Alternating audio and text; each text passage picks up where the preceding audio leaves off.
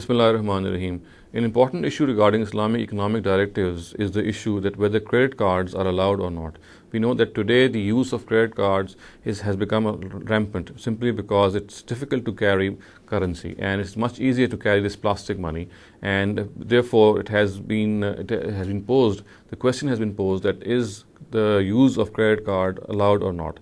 Now, if we examine this question in the light of the Islamic sources, we have to first of all see what the mechanism of a credit card is.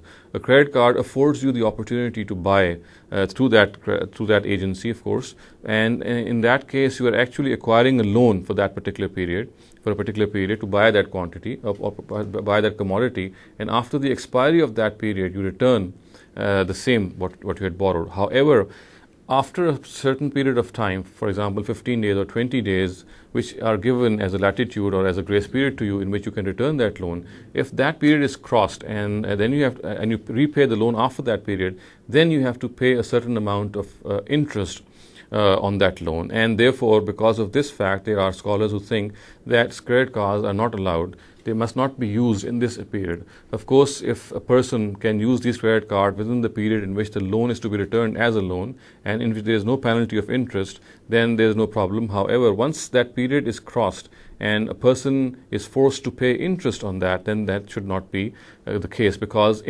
paying interest is disallowed or prohibited in Islam. Now, first of all, it needs to be appreciated that, of course, there is no difference of opinion that as far as the first part is concerned, in which we have to return the loan in that period in which interest is not to be accrued, is not to be given. So therefore, there is nothing objectionable about it. However, as far as in the second period is concerned, in which if a person returns the money after that allotted time, after that a certain time, and he'll have to pay an extra amount as interest. Now, this question has arisen because of the fact that people think that paying interest is also forbidden, just as charging interest is. However, the Quran is absolutely clear. The Quran's in its whole corpus, nowhere is it prohibited the paying of interest. All it has prohibited is the charging of interest, and this is of course very understandable. Paying interest is something which is an act of oppression on the person who pays that interest. So therefore, he cannot be regarded to be a sinner, and that is why the whole Quran is absolutely devoid of any verse which says that paying interest is also a sin. However, in this case, the ruling which is derived regarding the paying of interest to be prohibited is from a hadith of a prophet.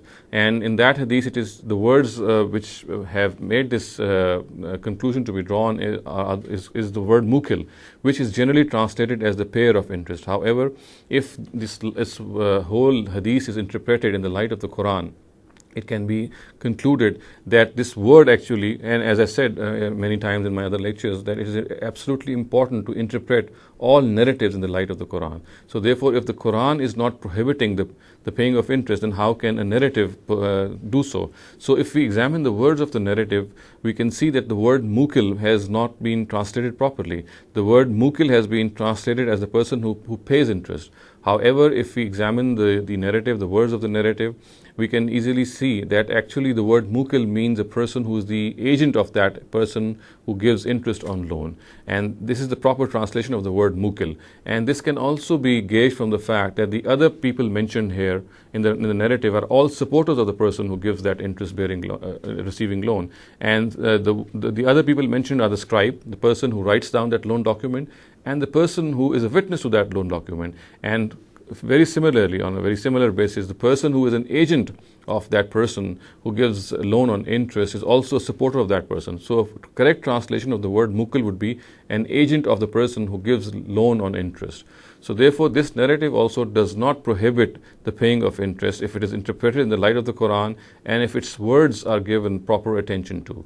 So in a nutshell, we can say that the use of credit cards itself is something which cannot be objected to.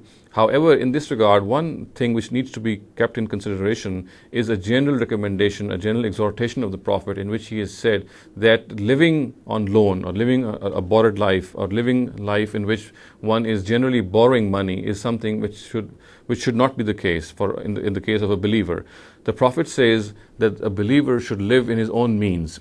Whatever his means are, whatever his income is, it is very befitting that he spend and live according to his own means. If he exceeds all these means, then of course a lot of things can result which can put his own life, of course, and other things into jeopardy. So therefore it is recommended by the Prophet that in the first place that acquiring a loan should be something which a person should be very, very careful of. And we know that the Prophet himself did not say the funeral prayer of many people of whom, when he came to know about it, they had left loans behind.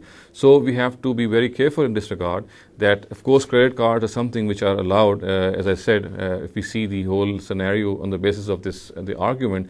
However, using or benefiting from loans in itself is something which must be very, very careful of, and one must acquire a loan only in circumstances when it cannot be helped. أقول قولي هذا واستغفر الله لي ولكم ولسائر المسلمين والمسلمات.